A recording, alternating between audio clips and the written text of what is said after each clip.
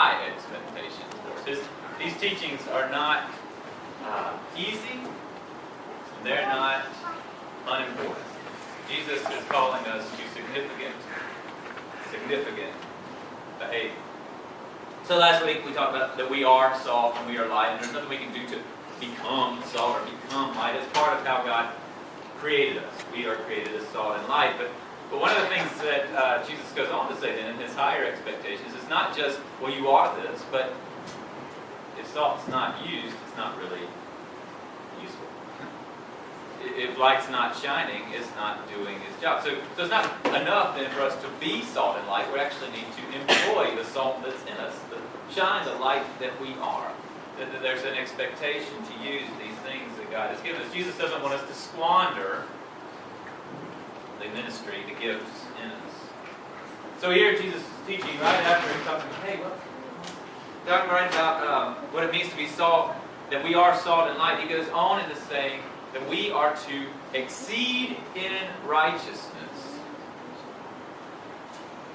Exceed in righteousness the scribes and the Pharisees. Now that's hard. I don't know how much you know about scribes and Pharisees, but they know a lot about the law.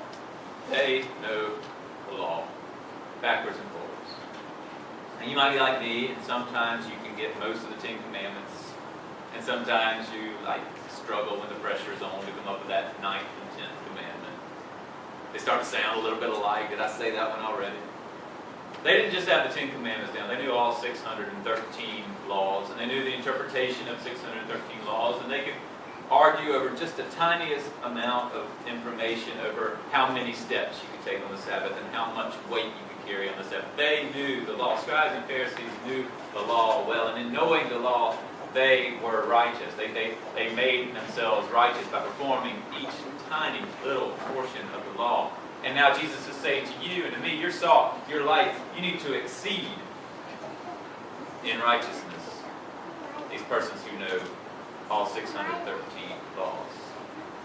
Now that's intimidating. That's unlikely to happen. I am not one who's going to exceed somebody in 613 laws. So I want to ask Jesus, tell me how I might do that. Tell me how I might exceed in righteousness the scribes and the Pharisees. That doesn't sound very likely. So Jesus gives us the answer right after he tells us to do it. Sermon on the Mount, chapter 5 of Matthew. You've heard that it was said to those of ancient times, you shall not murder. There's the law. You shall not murder. And whoever murders shall be liable to the judgment. But I say to you that if you are angry with a brother or sister, you will be liable to judgment. If you insult a brother or sister, you will be liable to the council. And if you say, you fool, you will be liable to the hell of fire. So when you're offering your gift at the altar, if you remember that your brother or sister has something against you, leave your gift there before the altar and go. First be reconciled to your brother and sister, and then come and offer your gift. Come to terms quickly with your accuser while you are on the way to the court with them. Or your accuser may hand you over to the judge, and the judge to the guard, and you will be thrown into prison. Truly, I tell you, you will never get out until you have paid the last penny. You have heard it said that you shall not commit adultery. There's the law. You've heard it said you shall not commit adultery. But I say to you that everyone who looks at a woman with lust has already committed adultery with her in his heart. If your right eye causes you to sin, tear it out and throw it away. It is better for you to lose one of your members than for your whole body to be thrown into hell. And if your right hand causes you to sin, cut it off and throw it away. It is better for you to lose one of your members than for your whole body to go into hell. It was also said, whoever divorces his wife, let him give her a certificate of divorce. But I say to you that anyone who divorces his wife, except on the ground of unchastity, causes her to commit adultery. Whoever marries a divorced woman commits adultery. Word of the Lord. There are 6 of these antitheses, 3 more of these but I say statements, 3 more ways that Jesus takes the law and then interprets it a little differently. He proclaimed that he did not come to abolish the law but to fulfill it, and that's what he's up to here, explaining the law to us, helping us to interpret it, understand it in a way that's maybe different than what has been the typical teaching. He's trying to take us deeper into the law, into the heart of the law. It's not just what's on the surface. It's not just you shall not murder. But let me explain to you what's behind that thing. Why God would ask us, tell us not to murder. What is the real heart of the law? Jesus says it's not enough to murder. You can't be angry. You can't insult. You can't use dismissive language. That's in the heart of the law. It's not enough to commit a physical act of adultery. If you lust, if you look at someone other than your spouse with sexual imagination, you have already broken the bonds of marriage, he says. It's not enough to give a certificate of divorce. If you divorce without the strongest of causes, you have already caused another to commit adultery. Unlike how he's normally portrayed as someone who's indifferent to the law or antagonistic to the law, here Jesus shows himself to be very much involved with the law, taking the law and putting it before us and even bringing it to a higher standard, making us have to come to a deeper, more significant level of understanding about the law. And if we look closely at other places where Jesus challenges the law, it's not to get rid of the law, it's because what he's trying to do is get to the heart of the law. So you'll have him say on a Sabbath day, is the Sabbath not for man rather than man being for the Sabbath? And he says that in a way to explain why he thinks it's more important to heal on the Sabbath than to let somebody live in suffering one more day. That the true meaning of that law is not that we stand still on the Sabbath. The true meaning of that law is that we honor the Sabbath with all that we are. And when someone is suffering and in need, it is better to be involved in healing than to leave that day alone and let someone suffer for another day. The true meaning, the true part of the law on that day is to heal. But he's not taking this law, these laws, and saying you shouldn't perform them. He's saying, let me show you how you live these laws. I'm fairly good at self-discipline. It's a gift and a curse. It's part of who I am. So a few years ago for Lent, I decided I would give up soft drinks. It's going to be the challenge of my Lent. And 5 years later, I don't care to have a soft drink. I've tasted a few since then. Don't like it. Don't care for it. Now some of you, that's like an impossible task. For me, it was no big deal. Ask me to take away my desserts, we'll have a different conversation. When it comes to soft drinks, I can handle it. I would have made a pretty good Pharisee because I once I'm convinced that the law is good, and some of those laws you have to convince me are good, but once I'm convinced the law is good, then I would be able to usually have the self-discipline to live with those laws. So I'd be all right with the letter of the law, but where I struggle is sometimes with the spirit of the law. So I'd get the letter right. I'd find out what the loopholes are. I'd find out what the exact measurements I was allowed to perform are. But when it came to the time of what was truly behind the law, what was the intention of the law, that's where I would struggle sometimes. I struggle to sympathize with those who struggle with the law. Being a decent Pharisee, being someone who could do the self-discipline part pretty well, I would wonder what is wrong with you weak people that you can't give up your soft drink when you promised to. Why do you not have in your fortitude the ability to just put this thing away? I'd struggle with the sympathy, the compassion, the empathy for someone who had made the same commitment as me and wasn't able to perform at the same level I performed.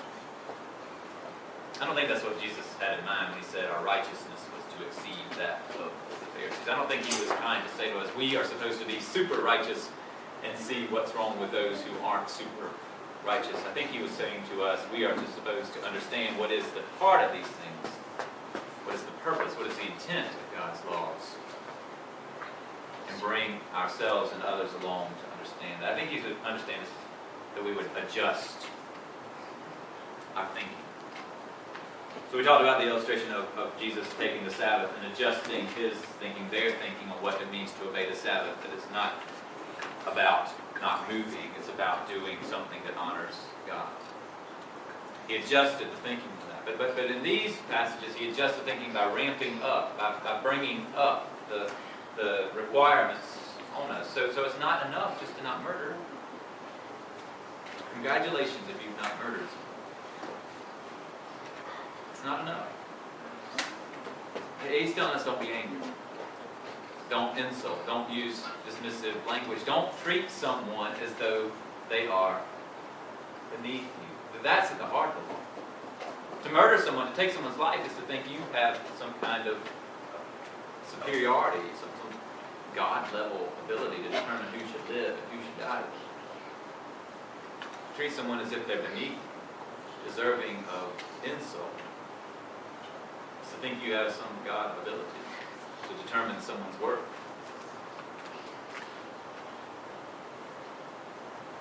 He's saying that that's the law. And that's when my self-discipline and my ability to be in control starts to break down.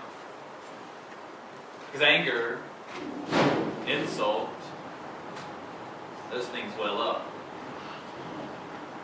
Those things come from deep within. Those things reveal heart. So I'm self-disciplined enough not to tell you what I think of you. But I still think it. And when that happens, I can pretty much cement my opinion for a long time. It'll take a while for you to prove otherwise. It'll take me a while to watch you live differently than this understanding I came to about who you are before my opinion's going to change, before I shift in my perspective of who you are. Because I have seen, you have shown me who you are, and if it's not who I think you should be, then you are somehow beneath me. And when you're somehow beneath me, it's harder for me to love you. It's harder for me to consider you my brother or my sister. You might as well be dead to me. You've heard it said, thou shalt not murder. But I say to you, don't be angry. This idea that once we think someone is beneath us, once we think we've determined who they are and how they are for all time, then we might as well have murdered them. In the spirit of the law, we've done the same thing. It's not enough just to not murder, Jesus says. Adjusting. He adjusts the law more challenging. Did you notice what Jesus said when people were at odds with one another? What He told us not to do when we're upset with another? He said, don't bring your gift to the altar. Might as well have said, don't come to worship. Now, to use Jesus' illustration, which had to be hyperbole, because He's talking to people in Galilee, 90 miles by foot away from the place where they would bring their gift to the altar. Don't get this close to the altar in Jerusalem and leave your bloody sacrifice there and run back to Galilee, make things right with your opponent in Galilee, then come back and finish your sacrifice. Clearly, He was saying to them, before you think you can come and be in God's place of worship, before you think you can come and fully be part of worshiping Almighty God, you've got to be right with your brother and sister. Don't desecrate this place of worship till you've gotten things right with your brother and sister. Not with your enemy, with your brother and sister. That's how He tells us to think of those with whom we are connected. Brother and sister. Get life right with them before you come to be part of this worship. See them the way you should see them before you come to be part of this worship. It's the same thing with lust, and really with divorce. The concern there is how we see the other.